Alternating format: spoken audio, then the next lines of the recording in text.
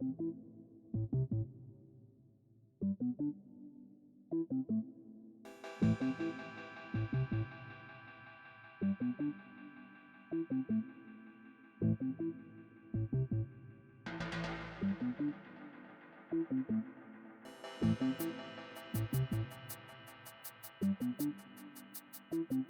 m'appelle Alain Lachartre. Aujourd'hui, je suis auteur et illustrateur de nouveau. À l'origine, j'ai une formation de dessinateur et d'illustrateur, mais j'ai surtout fait toute une partie de mon activité dans la publicité. C'est-à-dire que j'ai d'abord été directeur artistique dans la publicité, dans des belles agences parisiennes, où j'ai appris mon métier. Et puis après, quand j'en ai eu on va dire un petit peu assez aussi, j'ai écrit un livre qui m'a donné l'assurance ensuite de me jeter à mon compte, et j'ai créé une société qui s'appelle toujours Vue sur la ville. Aujourd'hui, je suis auteur de livres et je viens de publier un livre chez Champaka, qui est la filiale de Dupuis, consacrée aux beaux livres. Ce livre s'appelle Objectif Pub. Et alors, quel est le sujet de ce livre ? Ah, très bonne question. C'est un livre sur une certaine forme d'image populaire. C'est-à-dire que autant j'avais déjà traité le sujet de la bande dessinée publicitaire dans le passé, tout simplement parce que ça a été mon activité quand j'étais moi-même directeur artistique. C'est un sujet qui me passionne depuis toujours, parce que sur le plan personnel, c'est ce qui m'a permis de mener une activité professionnelle, donc directeur artistique, tout en étant à l'intérieur de ma passion, c'est-à-dire le dessin et la bande dessinée. J'ai réalisé que je pouvais mener de front aussi bien mon activité, gagner ma vie, tout en travaillant avec les dessinateurs que j'estimais être pertinents pour prolonger mon travail. Ce qui, à la fin des années 70, m'a permis de rencontrer les plus grands dessinateurs de leur époque, aussi bien Yves Chaland, Ted Benoît, Evert Meulen, Floch, évidemment, avec qui j'ai eu l'occasion de mener plusieurs activités agréables, professionnelles, et donc ça m'a encore donné un peu plus l'assurance que j'étais conforté dans cette voie qui était de réunir ces deux grands mondes. Et pour en revenir au sujet du livre d'aujourd'hui, en rencontrant Floch, je me suis rendu compte qu'on avait des aspirations communes, c'est-à-dire l'admiration qu'on avait pour la bande dessinée de notre enfance, mais lui, en plus de son enfance, il était en train de l'activer dans son début de carrière, et il venait juste de réaliser un livre qui s'appelait Les Rendez-vous de Sevenoaks, que j'admirais, évidemment, et je lui ai proposé de travailler sur un sujet publicitaire qui s'appelait Les pastilles Pulmol, tout simplement, et on a fait ensemble un très beau travail, c'est-à-dire un film promotionnel vu au cinéma sur ça s'appelait Le secret de la Pulmole verte. Voilà, bon. Je ne sais pas si tout le monde connaît, mais en tout cas ça a été l'occasion aussi bien pour lui et pour moi de se propulser dans le monde de la publicité en bande dessinée. Donc le livre Objectif Pub d'aujourd'hui, c'est ma manière de rendre hommage aussi bien aux grands auteurs du passé, puisque ce livre parle de la relation publicitaire et bande dessinée de 1900 à aujourd'hui. Donc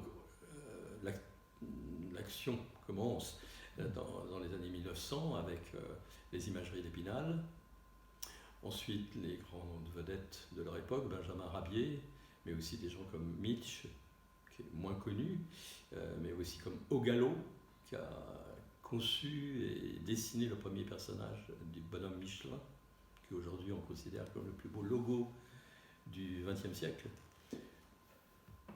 Ensuite, mon livre remonte dans le temps, et maintenant on approche les années 30, les années 40, et puis les années 50. Alors là, j'ai fait tout un grand sujet dans ce livre, un chapitre entier sur les lectures d'enfance où il y avait la bande dessinée publicitaire dans les journaux de Tintin, Spirou, Pilote, mais surtout Tintin et Spirou.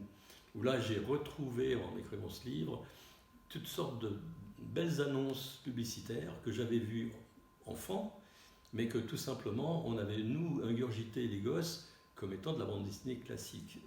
Et il s'avère qu'avec le recul, c'était quand même des sacrés pièges pour les gamins, mais aussi pour les parents, parce que c'était des bandes dessinées parfois publicitaires non signées, c'est-à-dire malgré le fait que ce soit dessiné par le jeune Jean Graton, que tout le monde connaît aujourd'hui, mais qui à l'époque décidait pour des actions pour Citroën, et c'était franchement camouflé, on ne savait pas.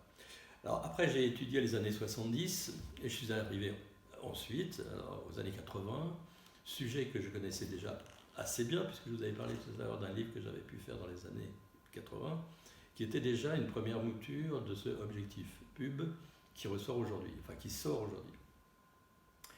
Les années 80, c'était, je le disais tout à l'heure, c'était Benoît, Floch, Chaland, Serge Leclerc, Walter Minus, tous ces dessinateurs qui, à cette époque-là, étaient dans le grand mouvement que les publicitaires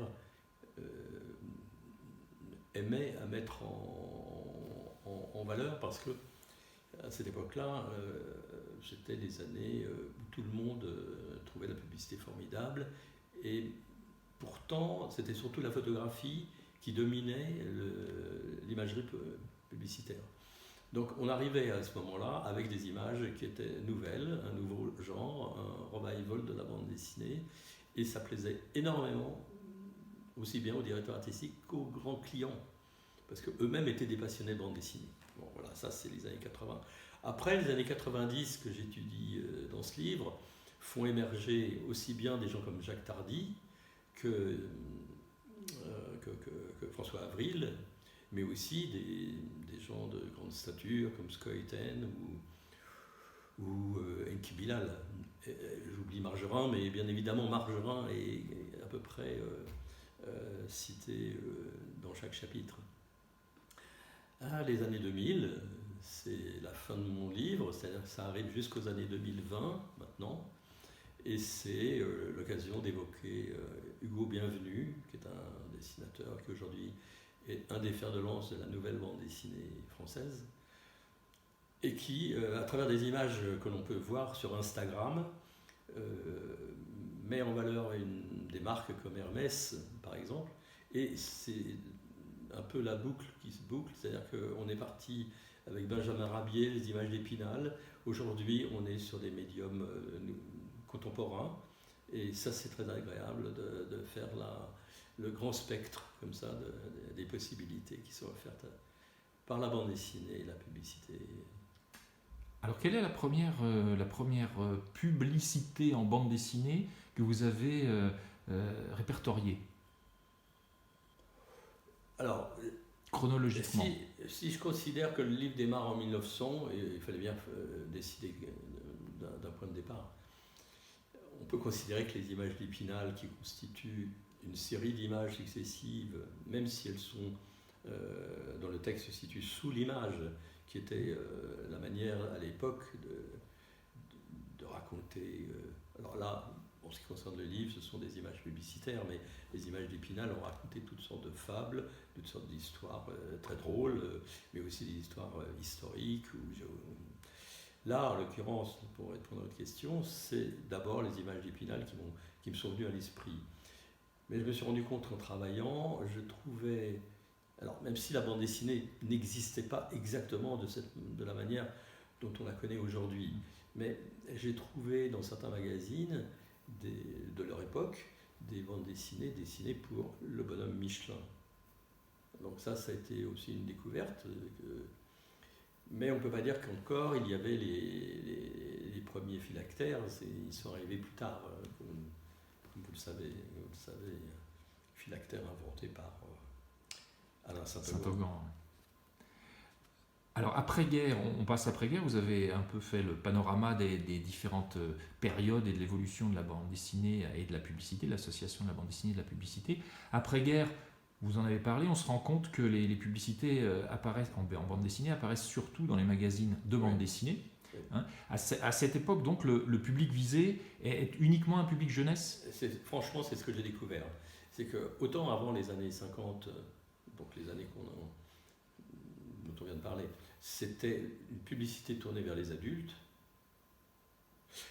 J'ai étudié ensuite, dans d'autres occasions, la publicité dans les magazines, dans les années de cette période, 50-60.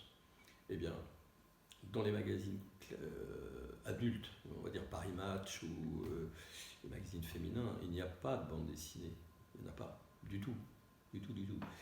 Et en revanche, dans les Tintin Spirou de nos années, de l'âge d'or de la bande dessinée, hein, je dis pas, c'était il y a un certain temps quand même. Hein. Et là, je me suis rendu compte que c'était uniquement là que je retrouvais les vertus de cette narration. Ce qui va évoluer, parce qu'on va revenir, on en a parlé il y a 2 secondes, mais les années 80, la fin des années 70, ça va être le retour de la communication en bande dessinée vers un public plus adulte. Et d'ailleurs, dans votre livre, vous donnez la date de 1967 dans Paris Match. Oui. Ça y est, c'est reparti, la cible adulte est de nouveau touchée par la bande dessinée. Oui, dans la ça c'est assez amusant. Alors ce ne sont pas des bandes dessinées dans le sens classique que l'on connaît, mais en 1967, je crois que c'est au mois de juin ou au mois de juillet, on voit apparaître dans Paris Match des grandes images dessinées par Jean-Claude Forest pour l'Opérier, les Opériers. Et là, ce sont des images magistrales, noir et blanc, avec des trames. Ça aurait pu être, à l'instar de Roy Lichtenstein ou d'autres peintres de cette période, des années 60, fin 60, début 70. Ce sont des œuvres d'art. Et pourtant, c'est un des grands auteurs de bande dessinée qui les réalise. Je ne sais pas si le public s'en rend compte, mais là où il avait quand même eu son heure de gloire quelques mois ou quelques années avant, c'est qu'il était le dessinateur des aventures de Barbarella, qui était en son temps un sujet très discuté. C'est-à-dire que le livre Barbarella a été interdit d'être dans les vitrines des libraires, parce que c'était un peu sulfureux, en fait il n'y avait pas grand-chose à lui reprocher, mais c'était l'époque qui voulait ça. Alors, sans rapport direct avec Barbarella, il a quand même mis en scène une sirène, des personnages qui foncent en moto, un peu comme Brigitte Bardot le chantait à l'époque. C'est une campagne qui marque vraiment le virage, c'est-à-dire pour moi, c'est une des plus belles campagnes publicitaires dans le genre. On trouve dans votre livre des auteurs qu'on pensait peut-être pas rencontrer. Alors, je pense par exemple à Jean-Claude Forest, vous en avez parlé tout de suite, à Paul Gillon, à Claire Bretéché, Jacques Tardy, vous l'avez cité. Donc tout le monde vient à la bande dessinée finalement. On pourrait penser qu'il y a un petit côté, oui. Je ne sais pas, vulgaire ou que les artistes... mais non, tout le monde... On pourrait le croire, oui. On pourrait le croire, mais non, il n'y a pas de raison. Alors il n'y a pas de raison. Alors, il y a quand même une bonne raison. J'imagine. La bonne raison, c'est que la publicité a une première vertu, c'est qu'elle donne de la visibilité. Ça, c'est sa grande vertu, c'est que ce que disait Bretéché, c'était... j'adore voir mes dessins sur des culs de bus. Et c'est vrai, d'avoir ces dessins en grand qui circulent dans les grandes villes françaises, c'est pas mal. Avoir ces affiches en 4x3 ou au cinéma, tout simplement, c'est bien. Après, le côté aussi très positif, c'est que c'est plutôt bien rémunéré. Alors, je ne vais pas en faire une tartine là-dessus, parce que oui, c'est rémunéré. Il ne faut pas non plus rêver, ce n'est pas... c'est pas Byzance. Mais c'est toujours mieux que... je crois que c'est Margerin qui disait, quand je fais une publicité pour Malabar, ça me rapporte, on va dire, 150, et quand je produis une page dans un magazine, c'est 50. Donc la publicité lui rapporte 3 fois plus. Cabu, qui toute sa vie a œuvré contre plein de choses, était évidemment aussi contre la publicité, mais ça ne l'a pas empêché de répondre à quelques sollicitations. Et alors que j'avais un livre en cours, j'ai fait demander par l'intermédiaire de mon éditeur à ce qu'il accepte évidemment que figurent ces images. Et il a dit écoutez, oui, je veux bien, mais surtout, mettez bien que c'était pour faire chauffer la marmite, hein, parce que j'ai quand même une famille, et voilà. Donc il n'avait pas du tout. En plus, c'était un talent formidable. Et les publicités que vous verrez dans le livre le prouvent encore une fois de plus.